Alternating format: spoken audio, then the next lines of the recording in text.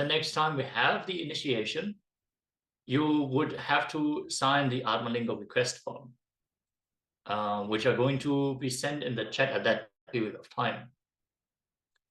If you have a center nearby, you can also get in contact with your local center lead and ask them about the process of receiving the Atmalinga. Usually it is being sent to the most nearby center as a distribution point.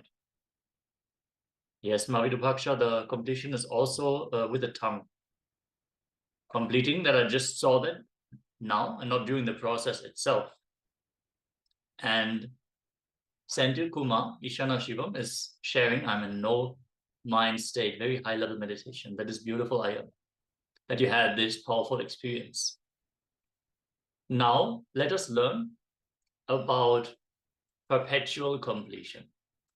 What is perpetual completion?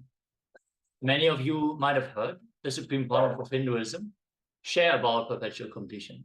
Perpetual completion means the ability to sit in the completion, being intensely active continuously without tiredness, boredom, and not being moved by any incompletion. Perpetual completion is nothing but understanding that completion is easy and you opted for it. In the Purna mantra, it says, Om Purnamada Purnamidam Purnat Purnamudachyate Purnasya Purnamadaya Purnamevavashishyate Om Shanti Shanti Shantihi. Completion. From completion, even if you think completion has moved out, the completion remains complete. Completion, even if you feel moved away from completion, it remains complete. And completion merging into the completion remains complete. When we are in the space of perpetual completion, everything will look beautiful. We will feel everything is so beautiful, blissful, inside us and outside us. Our decision to be in the space of completion is the primary requirement, preliminary step, the first foundation to experience perpetual completion. When we decide to declare completion with ourselves and with others, that is when life starts. Your thoughts, your actions, your words strengthen the inner image, outer image, others' image, and life image you want to create. Turning your thoughts, words, actions to your authentic identity, whole day and living is called perpetual completion. See, when we have an idea what we want to manifest, how we want to be, it is based on our own actions. If we are aligning to these ideals that we are setting to ourselves, whether we feel complete about ourselves or not. See, we might not change into the greatest singer from one day to the other, but when we sincerely practice our singing every day, we will see the progress and we will feel the satisfaction. If we only keep it in our fantasy, we don't take any steps towards manifesting the identity that we want, we will be dissatisfied and the fantasy will in fact haunt us. It will still remain in our inner space as an incompletion, which we will carry in our day-to-day life.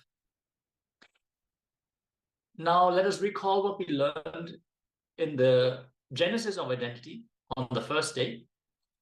The inner image is whatever you think about you, inside you. Whatever you believe strongly as you, inside you, is the inner image. Whatever you think as you, inside you, is the inner image. How you show yourself to others, that is the outer image. Based on your inner image, you might feel that you are too weak, you are too shy, and in the outer image, you feel you have to overcompensate and show yourself as brave and strong. Parameshwari is asking, Acharya, may you explain the difference why some wear a tilak as a point and others a flame on the forehead? Thank you. Yes, ma'am. The Trineta tilak, the flame shape, is an initiation from the Supreme Pontiff of Hinduism, which is given as part of a process where the power manifestation itself is a big point, and it is a commitment to demonstrate the powers as well. So it is a direct initiation from the Supreme Pontiff of Hinduism. Yes. So wearing the Trinita Tilak as per the Supreme Pontiff of Hinduism has a specific significance. So I would recommend not to wear it unless you are actually initiated into the Trinita Tilak. Yes. Then others image. Moving on from the outer image.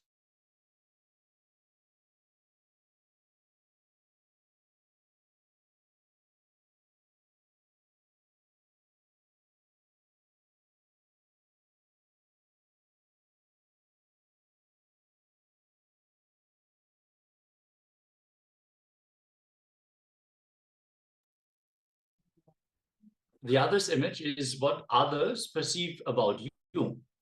So your outer image is what you show to others, and your others image is what others actually think about you, what they express about you. Whatever you may show, people will have their own ideas about you. They will perceive you in their own way. That is called the others image. Finally, we come to the life image, how you perceive the world and life, what you have in your head about life. You may think life is exploiting all the four-letter words you may have about life and others. That is what is called the life image. Sometimes the way you perceive about life is not directed against any specific person. It is a very general feeling that you have about life. That is your life image. Now, the foundation for perpetual completion. Take the decision. I am in the space of completion. I decide to reside in the space of completion forever. I'm going to be in the space of perpetual completion forever. The moment you declare, your declaration to yourself is the bridge on which now everything can start getting built.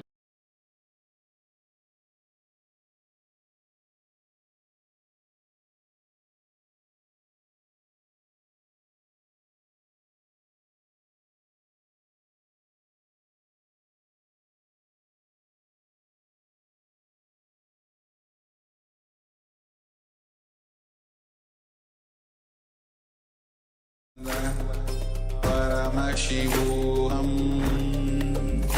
Om Nithyananda Paramashivoham Om Nithyananda Paramashivoham Om Nithyananda Paramashivoham Paramashivoham Om Nithyananda Paramashivoham Om Nithyananda Paramashivoham Om Nithyananda Paramashivoham Nithyananda Paramashivoham Om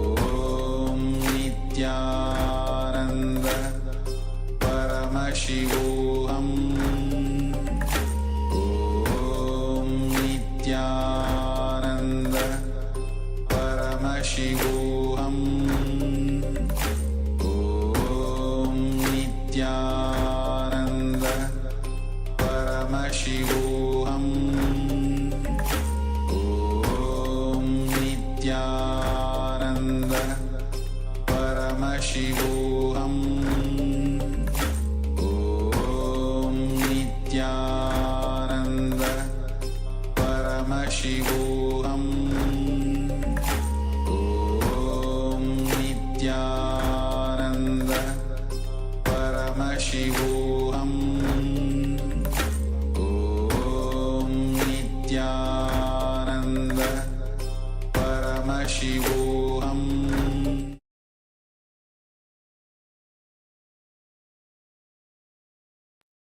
Yes.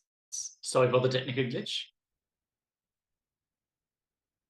Yes. As Parameshwari was asking about the Trinity Tilak, we would encourage you to just manifest powers intensely, and then when the time comes for the initiation, you can receive the actual initiation by the Supreme Pontiff of Hinduism.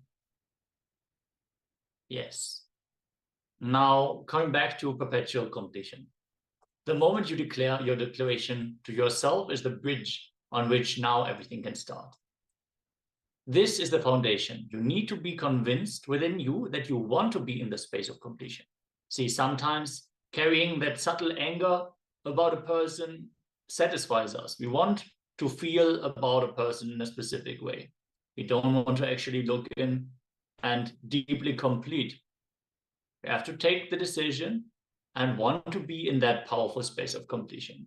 Understand, no matter how much we enjoy the little fights, the space of completion is that much more fulfilling. It is the ultimate space, leading us to enlightenment itself. The moment you declare completion with yourself and others, life starts, and it does not need any other practice than the simple declaration. Remembering, perpetual completion completes us. Constant remembrance of perpetual completion leads to the liberation, smaranat mukti. When we are in perpetual completion, we can constantly feel the mild pleasantness in our life. Let us now listen to Swamiji as he shares about Nirvikalpa Samadhi, the deep space of unclutching. Today I wanted to work on perpetual completion. Understand? Perpetual completion means ability to sit in the completion continuously without tiredness, boredom, without any incompletion able to move you. Without tiredness, boredom, without any incompletion able to move you. It is like a sit. Whenever incompletions comes up, relive and drop the incompletion. Again, just sit. The space of completion. It will almost look like the initial level, the person who has a diarrhea, how he runs to the restroom and comes back. And in next 5 minutes again he runs to the restroom and comes back. Again he runs to the restroom and comes back. In the initial it will look like that only. But in few minutes it will settle down. It may look like a wrong analogy. You can sit with open eyes or closed eyes. But you can't engage yourself in unconscious slumber, means sleeping. You can't engage yourself in just getting lost in the flow of thoughts. No. You will only sit in the space of complete completion. I am going to be here continuously encouraging you and guiding you. Listen. Listen to the instruction. You don't need to keep your eyes closed or eyes open. It's up to you. You want to keep your eyes open, keep it open. If you want to keep your eyes closed, keep it closed. It's up to you. But no thought current inside. You will sit in the space of completion. Any thought comes up is an incompletion. Then see the source. Why that thought? Feeling agitated, feeling irritated, feeling tired, feeling bored. Why that thought? See the source. When you started developing the same thought trend, relive, complete, relieve, come back to completion. How many of you understand the process? Shall we start? It will not be difficult, I tell you, very easy it will be. Only first 10 thought you have to do completion, and then after that it is just a simple decision, you will be in the space of completion. That is all. Permanent pain is nothing but every individual separate thoughts continuously coming. There is no permanent, continuous. Broken leg, I have had a hand fracture. Every thought of pain is continuous, not permanent. You can look in what mind says pain, from where that thought trend of pain is developing, how I am developing, look in. When you started developing, just see that thought trend and complete relieve. You will see it disappears. So thought will crash the thought and you will be thoughtless. Understand? Completion is also one thought which completes the incompletion. You will be in the space of completion. I tell you, you can complete even with the life incidences happening. For example, if you are continuously abused, decide I am completing with this pattern. You will see suddenly, you will stop attracting the people who are abusing you. Your life incidents can be completed. What you are talking about, small pain.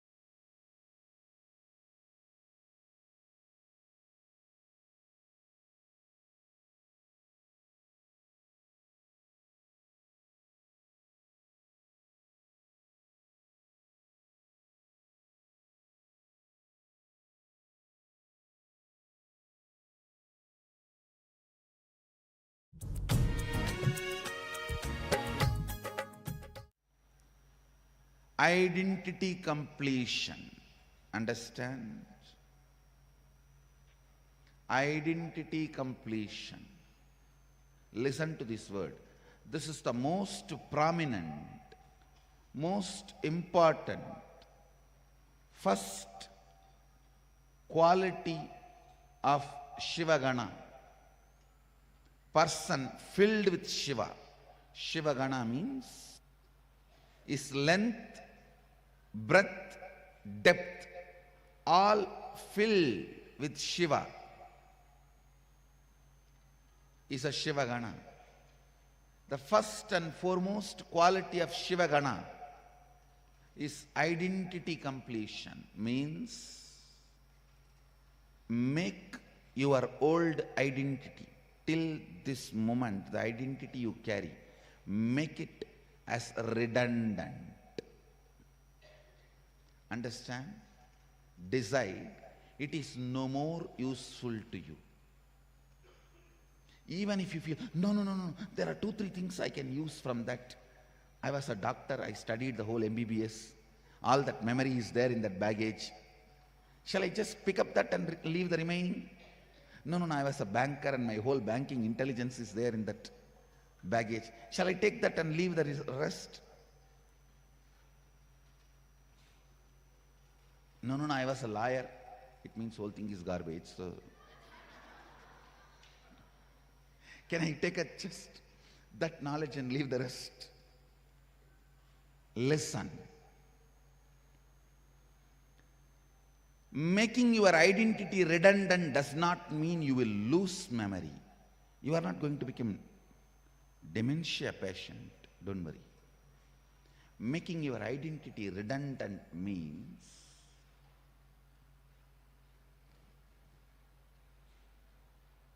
living constantly with the clarity You are your intention to be. All the physiological, psychological, neurological ups and downs are not you. That is your identity. All your physiological, psychological, neurological ups and downs are your identity. Make that redundant. I am telling you. Most of you will not even bother whether these AC machines are working or not. But the moment you see the AC machines are fixed, you are already feeling cool. Because psychologically you feel secure. I am not going to be roasted in this. India's Middle India's hot sun. Even for the whole 2 months, if it is not working, no one will even know it is not working. Most of our problems are all about your identity crisis, not reality. Bring completion to your identity. Your identity survives by constantly creating crisis for you. It makes you feel physiologically you are not right, psychologically you are not right, neurologically you are not right. Then in what part you are right?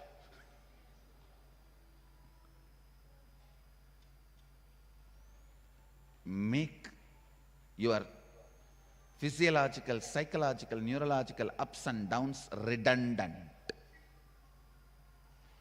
Morning yoga, only during morning yoga you will feel, oh, I think this is not working properly, that is not working properly, I think I am having something here, I think I am having something there.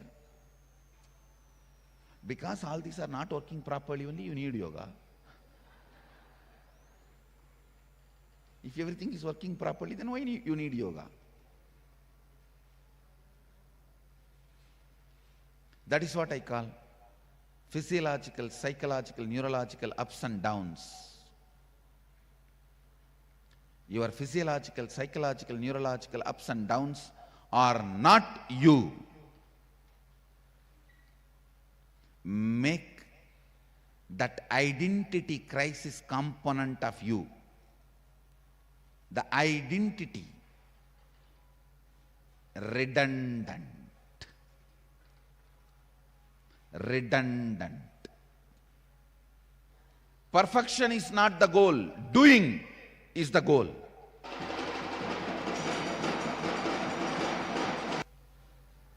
Make your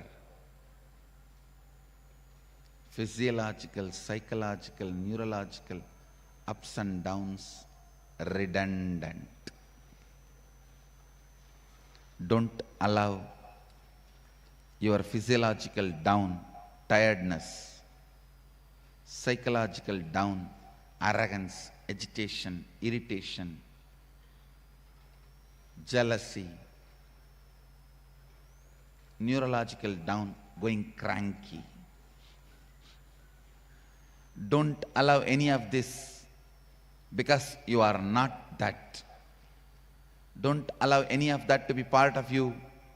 You are not that.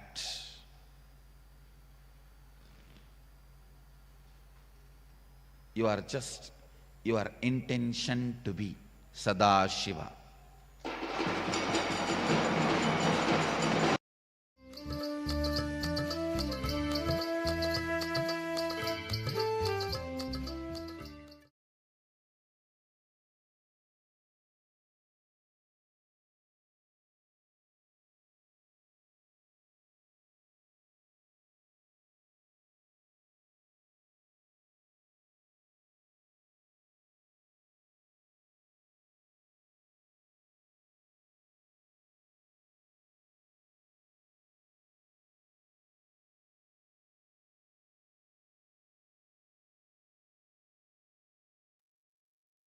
Yes. Now that we learned about the ups and downs that we are facing and the truth that we are not these ups and downs. We might experience them for some time, but we already know the methodology to come out of them. So let us decide to manifest perpetual completion. Look inside you and see if any thoughts are rising. Find the source of those thoughts. And then relive and complete the incidents which trigger these thoughts in you. See, every thought that arises comes with a certain feeling connected to it. Connect to the thought and see, when did you have this feeling, this idea that brought forth this thought in you? When did you experience this for the first time?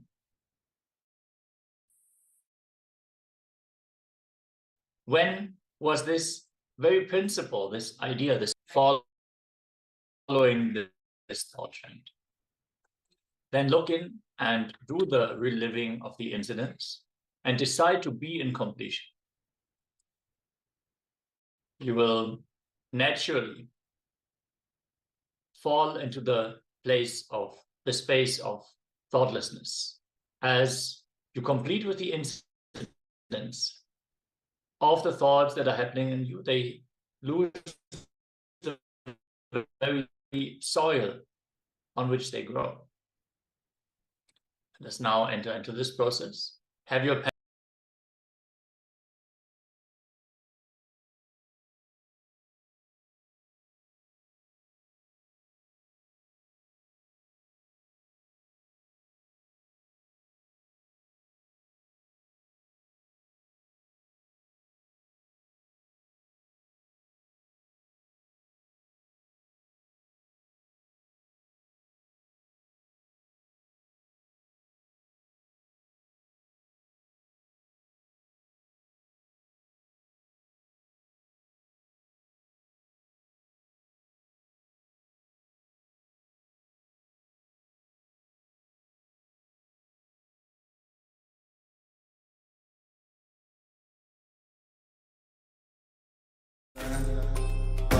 Paramashivoham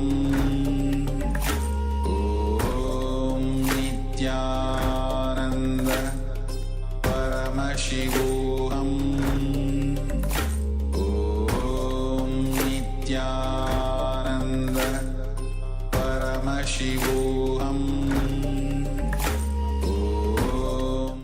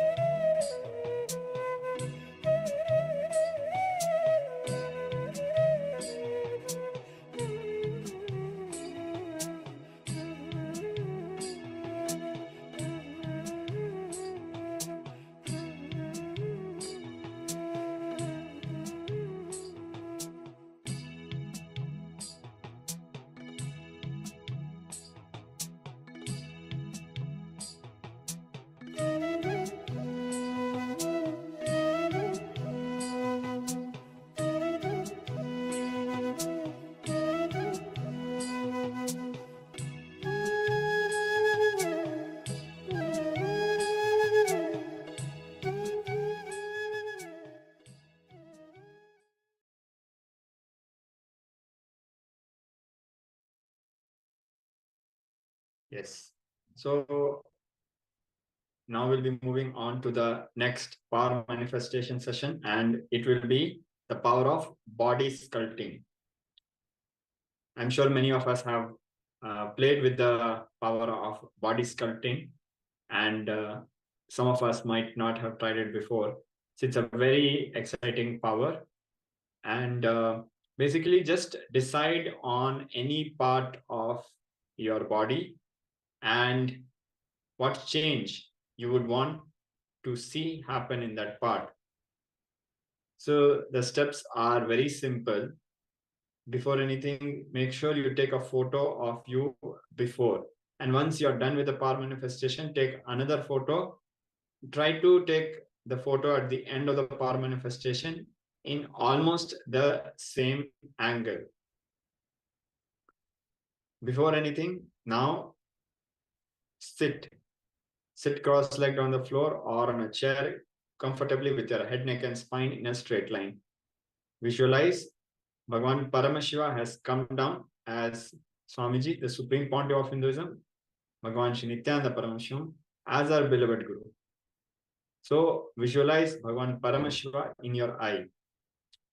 By the time we are starting up with the power manifestations, the participants who would want some time to take a photograph can quickly proceed with that.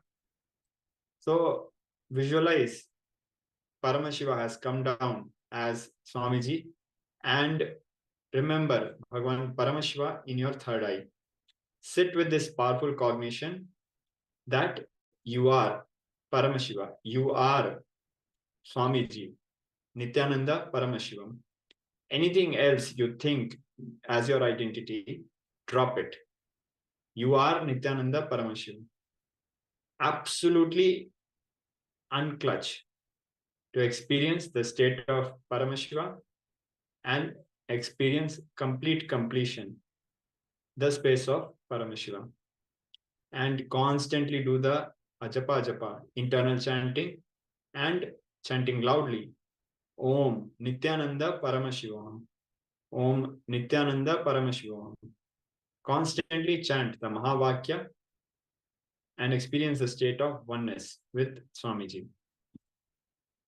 So we are giving a few minutes for the participants to quickly take a photograph and be ready. And then decide which part of your body you would like to change. So it can be hair color, shape of the body, or reducing fat in certain part of the body, or changing the skin color. Connect with Swamiji, chanting the Mahavakya, and now declare the change in the body that you desire. So please take a few minutes and we'll begin with the power manifestations. If any of the participants have any questions, please put your questions in the chat, and let us now start with the power manifestation.